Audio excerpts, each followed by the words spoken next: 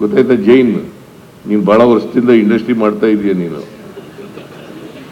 ಇವ ಜನತಾ ಪಾರ್ಟಿ ಆದಾಗ ನಮ್ಮ ಜೊತೆ ಇದ್ದ, ಈಗ ಬಿಟ್ಬಿಟ್ಟವನೇ, ಈಗ ರಾಜಕೀಯ ಬಿಟ್ಟವನೇ, ಇಂಡಸ್ಟ್ರಿ ಮಾಡ್ಕೊಂಡಿದ್ದಾನೆ, ಮೈಸೂರಿನವನು. ಸೊ ಅದರಿಂದ ನಾನು ಯಾಕೆ ಹೇಳ್ತಾ ಇದ್ದೀನಿ ಅಂತಂದ್ರೆ, ಸೆಸ್ಸು ಮತ್ತು ಸರ್ಚಾರ್ಜು ಹೆಚ್ಚಾಗಿ ಹಾಕಬೇಕು. ಅದರಲ್ಲಿ ನಮಗೆ ರಾಜ್ಯ ಸರ್ಕಾರಕ್ಕೆ ಬರಲ್ಲ ಪಾಲು, ಅವರೇ ಇಟ್ಕೊಂಡ್ಬಿಡ್ತಾರೆ ಅದೆಲ್ಲ ಪೂರ, ಲಕ್ಷಾಂತರ ಕೋಟಿ ಇಟ್ಕೋತಾರೆ ಅವರು. ಸೊ ಅದಕ್ಕೆ ಯಾಕೆ ಹೇಳ್ತಾ ಇದ್ದೀನಿ ಇವೆಲ್ಲ ಅಂತಂದ್ರೆ, ಒಂದು ರಾಜ್ಯ ಅಭಿವೃದ್ಧಿ ಆಗ್ಬೇಕಾದ್ರೆ ನೀವು ನಿಮ್ಮ ಜೊತೆಗೆ ನಮ್ಮ ತೆರಿಗೆ, ನೀವು ತೆರಿಗೆ ಕಟ್ತಿರಲ್ಲ, ಅದರ ಪಾಲು ಸರಿಯಾಗಿ ಬರ್ಬೇಕಲ್ಲ. ಅದರ ಪಾಲು ಬರದೇ ಹೋದ್ರೆ ರಾಜ್ಯ ಸರ್ಕಾರದ ಅಭಿವೃದ್ಧಿ ಮತ್ತೆ ಅಭಿವೃದ್ಧಿ ಕಾರ್ಯಕ್ರಮಗಳಿಗೆ ಮಾಡಕ್ಕಾಗೋದಿಲ್ಲ. ಈಗ ನಮ್ಮ ರಾಜ್ಯದ ತೆರಿಗೆ ಇದೆಯಲ್ಲ, ನಿಮ್ಗೆ ಗೊತ್ತಾ, GST ಕಲೆಕ್ಷನ್ ನಲ್ಲಿ Karnataka is number 2 in the country. Maharashtra is number 1, Karnataka number 2. ಇಷ್ಟಾದರೂ ಕೂಡ ತೆರಿಗೆ ವಸೂಲಿನಲ್ಲಿ, ತೆರಿಗೆನಲ್ಲಿ ನಂಬರ್ 2 ಕರ್ನಾಟಕ ಇಡೀ ದೇಶದಲ್ಲಿ. ಮತ್ತೆ ನಮಗೆ ಹೆಚ್ಚಾಗಿ ಬರ್ಬೇಕಲ್ವಾ ತೆರಿಗೆ? ಅದಕ್ಕೆ ನೀವು ಸಮಯ ಅವಕಾಶ ಸಿಕ್ಕಿದಾಗೆಲ್ಲ ಕೇಳಿ ಅಂತ ಹೇಳಕ್ಕೋಸ್ಕರ ಇವೆಲ್ಲ ಹೇಳ್ತಾ ಇದ್ದೀವಿ. ನಾವು ಕೇಳಿದ್ರೆ ರಾಜಕಾರಣ ಬಣ್ಣ ಕಟ್ಬಿಡ್ತಾರೆ ಅದಕ್ಕೆ. ನೀವು ಕೇಳಿದ್ರೆ ಬಣ್ಣ ಕಟ್ಟಕ್ಕಾಗಲ್ಲ, ಅಷ್ಟೊಂದು ಬಣ್ಣ ಕಟ್ಟಕ್ಕಾಗಲ್ಲ. ಯಾಕಂದ್ರೆ ನೀವು ಕರ್ನಾಟಕದವರು, ಕರ್ನಾಟಕ ಅಭಿವೃದ್ಧಿ ಆಗಬೇಕು ಅಂತಕ್ಕಂಥವ್ರು, ಕರ್ನಾಟಕದಲ್ಲಿ ಕೈಗಾರಿಕೆ ಬೆಳವಣಿಗೆ ಆಗಬೇಕು ಅಂತಕ್ಕಂಥವ್ರು. ಕೈಗಾರಿಕೆ ಬೆಳವಣಿಗೆ ಆಗ್ಬೇಕಾದ್ರೆ ನಿಮ್ಗೆ ಇನ್ವೆಸ್ಟ್ ಆಗ್ಬೇಕಲ್ಲ ಅಪ್ಪ. ಪ್ರಯತ್ನ ಮಾಡ್ತಾ ಇದ್ವಿ ನಾವಂತೂ. ಈಗ ಇನ್ವೆಸ್ಟ್ಮೆಂಟ್ಗೂ ಲ್ಯಾಂಡ್ ಆರ್ಡರ್ಗೂ ಸಂಬಂಧ ಇದೆ. ಸಾಧ್ಯವಾದ ಮಟ್ಟಿಗೆ ಲ್ಯಾಂಡ್ ಆರ್ಡರ್ನ ನಾವು ಮೇಂಟೈನ್ ಮಾಡಲಿಕ್ಕೆ ಪ್ರಯತ್ನವನ್ನ ಮಾಡ್ತೀವಿ. ಯಾಕಂತಂದ್ರೆ ಒಳ್ಳೆ ಕಾನೂನಿನ ಸುವ್ಯವಸ್ಥೆ ಇಲ್ಲದೆ ಹೋದ್ರೆ ಇನ್ವೆಸ್ಟ್ಮೆಂಟ್ ಕೂಡ ಬರಲ್ಲ. ಇನ್ವೆಸ್ಟ್ಮೆಂಟು ಮತ್ತೆ ಕಾನೂನು ಸುವ್ಯವಸ್ಥೆ ಒಂದಕ್ಕೊಂದು ಸಂಬಂಧ ಇದೆ. ಅದಕ್ಕೆ ನಾನು ಈಗ ನಿಮ್ಮ ಅಧ್ಯಕ್ಷರು ಅನೇಕ ಡಿಮ್ಯಾಂಡ್ಸ್ಗಳನ್ನ ಹೇಳಿದ್ದಾರೆ. ನಾವೊಂದು ಮೀಟಿಂಗ್ ಕರಿತೀನಿ ಅಂತ ಹೇಳಿದ್ದೀನಿ. ಮಿನಿಮಮ್ ವೇಜಸ್ ಆಕ್ಟ್ ಪ್ರಕಾರ ಪವರ್ದು, ಲ್ಯಾಂಡ್ದು ಇವೆಲ್ಲ, ಆಮೇಲೆ ಎಂತದು ಖಾತಾ, ಬಿ ಖಾತಾ, ಈ ಖಾತಾ, ಇದ್ರ ಬಗ್ಗೆ ಎಲ್ಲ ಪ್ರಸ್ತಾಪ ಮಾಡಿದ್ದಾರೆ. ಅದಕ್ಕೆ ನಾವೊಂದು ಮೀಟಿಂಗ್ ಕರಿತೀನಿ ನಿಮ್ಗೆ, ಸಂಬಂಧಪಟ್ಟಂತ ಇಲಾಖೆಯವರು, ಸಣ್ಣ ಕೈಗಾರಿಕಾ ಮಂತ್ರಿ. ಅದಕ್ಕೆ ಇನ್ನೊಂದು ಏನ್ ಹೇಳಿದ್ದೀರಿ, ನಾನು ಮಾತಾಡಿದ್ದೀನಿ ಅಂತಂದ್ರೆ, ಶರಣಬಸಪ್ಪ ದರ್ಶನಾಪುರ ಇವಕ್ಕೆ ಬೇರೆ ಬೇರೆ ಕೆಲವು ರಾಜ್ಯಗಳಲ್ಲಿ, ಅಂದ್ರೆ ಎಲ್ಲ ರಾಜ್ಯಗಳು ಅಲ್ಲ, ಕೆಲವು ರಾಜ್ಯಗಳಲ್ಲಿ MSME ಇನ್ನೇ ಒಂದು ಪ್ರತ್ಯೇಕ ಇಲಾಖೆಯನ್ನಾಗಿ ಮಾಡಿದಾರಂತೆ. ಅದು ಪ್ರಪೋಸಲ್ ಇದೆ ಅಂತ ಹೇಳ್ತಾ ಇದ್ದಾರೆ. ನಾನು ಮುಂದಿನ ದಿನಗಳಲ್ಲಿ ಪ್ರತ್ಯೇಕ ಇಲಾಖೆಯನ್ನ ಮಾಡ್ತೇನೆ. ಅದು ಒಂದು ಪ್ರತ್ಯೇಕ ಡಿಪಾರ್ಟ್ಮೆಂಟ್ ಮಾಡಿ ಅದಕ್ಕೊಬ್ಬರು ಸೆಕ್ರೆಟರಿಯನ್ನು ಕೂಡ ನೇಮಕ ಮಾಡ್ತೀನಿ. ಏನಪ್ಪ ಆಗ್ಬೋದೇನೆಯ? ನಿಮ್ಮಿಂದ ಬಿಡಿಸ್ಬಿಡ್ತೀವಿ. ಅವನು ಪ್ರಿನ್ಸಿಪಾಲ್ ಸೆಕ್ರೆಟರಿ ಇದ್ದಾರಲ್ಲ, ಕೈಗಾರಿಕೆ ಸೆಕ್ರೆಟರಿ, ನಿಮ್ಮಿಂದ ಬಿಡಿಸ್ಬಿಡ್ತೀವಿ. ನಿಮ್ಗೆ ಟೈಮ್ ಕೊಡಕ್ಕಾಗಲ್ಲ.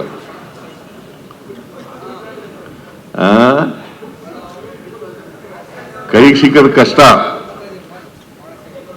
ಅದರಿಂದ ಒಬ್ಬ ಸಪ್ರೇಟ್ ಡಿಪಾರ್ಟ್ಮೆಂಟು, ಸಪ್ರೇಟ್ ಸೆಕ್ರೆಟರಿಯೇಟು, ಒಬ್ಬ ಸೆಕ್ರೆಟರಿ, ಒಬ್ಬ ಮಂತ್ರಿ ಎಲ್ಲ ಮಾಡಿಕೊಡೋಣ.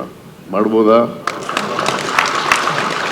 ಅದನ್ನು ಮಾಡಿಕೊಡ್ಲಿಕ್ಕೆ ಪ್ರಯತ್ನ. ಒಂದು ಮಾತಿಗೆ ನಿಮ್ಮ ಎಲ್ಲ ಕಾಶಿಯಾದವ್ರಿಗೆ ಆಫೀಸ್ ಬೇರರ್ಸ್ ಇದಾರಲ್ಲ, ಅವ್ರದ್ದೊಂದು ಮೀಟಿಂಗ್ ಕರಿತೀನಿ, ಅವ್ರ ಜೊತೆ ಚರ್ಚೆ ಮಾಡಿ, ಕಾರ್ಮಿಕ ಮಂತ್ರಿನೂ ಕರಿತೀನಿ, KEP ಮಂತ್ರಿನೂ ಕರಿತೀನಿ, ರೆವಿನ್ಯೂ ಮಂತ್ರಿನೂ ಕರಿತೀನಿ, ಎಲ್ಲರ ಜೊತೆ ಕೂತ್ಕೊಂಡು ಚರ್ಚೆ ಮಾಡಿ ಒಂದು ತೀರ್ಮಾನಕ್ಕೆ ಬರೋಣ. ಆಗ್ಬೋದಾ? 2 ಎಕರೆ sale cum lease cum sale ಮಾಡಿಕೊಟ್ಟವ್ರು ಯಾರು? ಎಷ್ಟು ವರ್ಷಗಳಿಂದ ಬೇಡಿಕೆ ಇತ್ತು ಅಲ್ವಾ?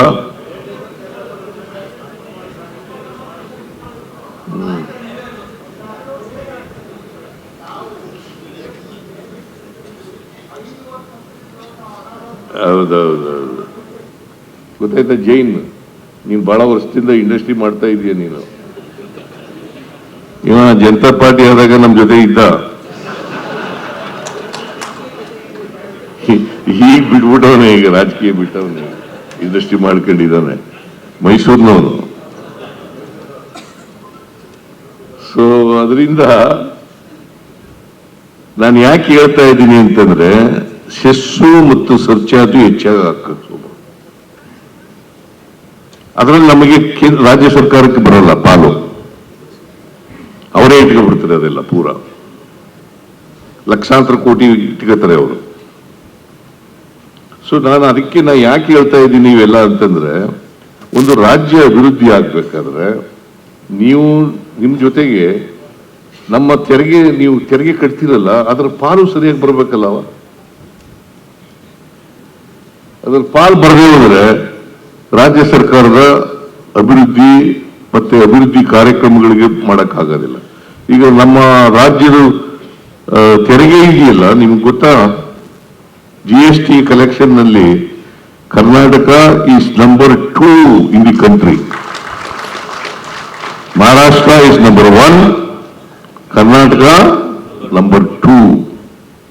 ಇಷ್ಟಾದರೂ ಕೂಡ ತೆರಿಗೆ ತೆರಿಗೆನಲ್ಲಿ ನಂಬರ್ 2 ಕರ್ನಾಟಕ ಇಡೀ ದೇಶದಲ್ಲಿ. ಮತ್ತೆ ನಮಗೆ ಹೆಚ್ಚಾಗಿ ಬರ್ಬೇಕಲ್ವಾ ತೆರಿಗೆ? ಅದಕ್ಕೆ ನೀವು ಸಮಯ ಅವಕಾಶ ಸಿಕ್ಕಿದಾಗೆಲ್ಲ ಕೇಳಿ ಅಂತ ಹೇಳಕ್ಕೋಸ್ಕರ ಇವೆಲ್ಲ ಹೇಳ್ತಾ ಇದ್ದೀವಿ. ನಾವು ಕೇಳಿದ್ರೆ ರಾಜಕಾರಣ ಬಣ್ಣ ಕಟ್ಬಿಡ್ತಾರೆ ಅದಕ್ಕೆ. ನೀವು ಕೇಳಿದ್ರೆ ಬಣ್ಣ ಕಟ್ಟಕ್ಕಾಗಲ್ಲ, ಅಷ್ಟೊಂದು ಬಣ್ಣ ಕಟ್ಟಕ್ಕಾಗಲ್ಲ. ಯಾಕಂದ್ರೆ ನೀವು ಕರ್ನಾಟಕದವರು, ಕರ್ನಾಟಕ ಅಭಿವೃದ್ಧಿ ಆಗಬೇಕು ಅಂತಕ್ಕಂಥವ್ರು, ಕರ್ನಾಟಕದಲ್ಲಿ ಕೈಗಾರಿಕೆ ಬೆಳವಣಿಗೆ ಆಗಬೇಕು ಅಂತಕ್ಕಂಥವ್ರು. ಕೈಗಾರಿಕೆ ಬೆಳವಣಿಗೆ ಆಗ್ಬೇಕಾದ್ರೆ ನಿಮ್ಗೆ ಇನ್ವೆಸ್ಟ್ ಆಗ್ಬೇಕಲ್ಲಪ್ಪ. ಪ್ರಯತ್ನ ಮಾಡ್ತಾ ಇದ್ವಿ ನಾವಂತೂ.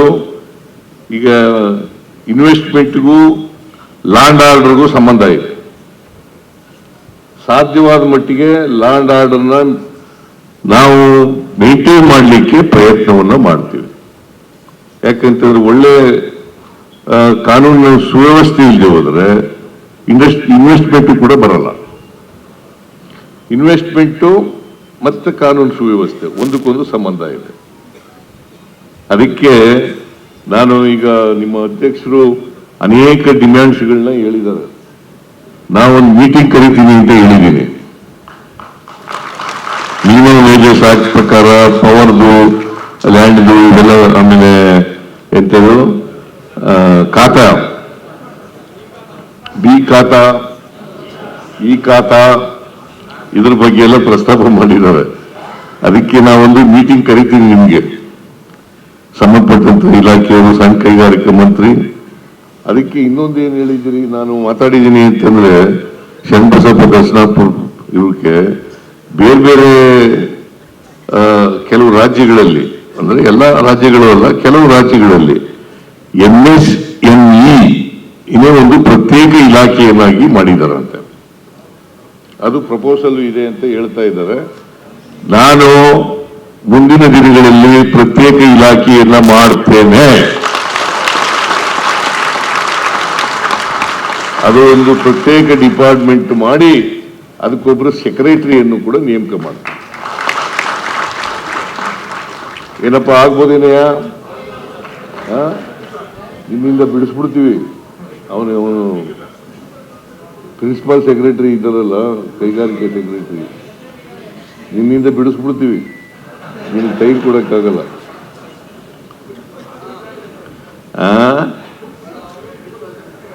ಕೈಗೆ ಸಿಕ್ಕದ ಕಷ್ಟ.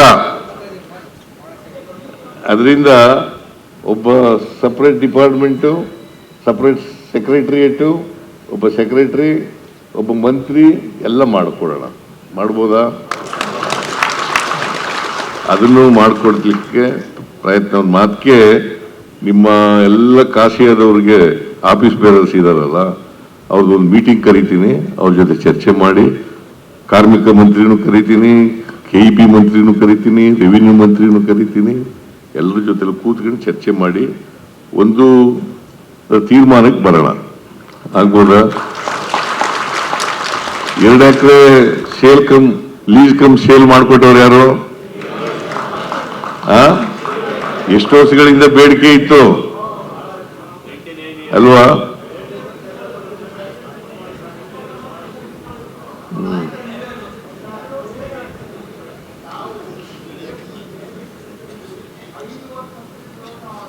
ಹೌದೌದೌದು. ಹೆಚ್ಚಿನ ವಿಡಿಯೋಗಳಿಗೆ ಪ್ರತಿಧ್ವನಿ ಯೂಟ್ಯೂಬ್ ಚಾನೆಲ್ ಸಬ್ಸ್ಕ್ರೈಬ್ ಮಾಡಿ, ಬೆಲ್ ಐಕಾನ್ ಕ್ಲಿಕ್ ಮಾಡಿ.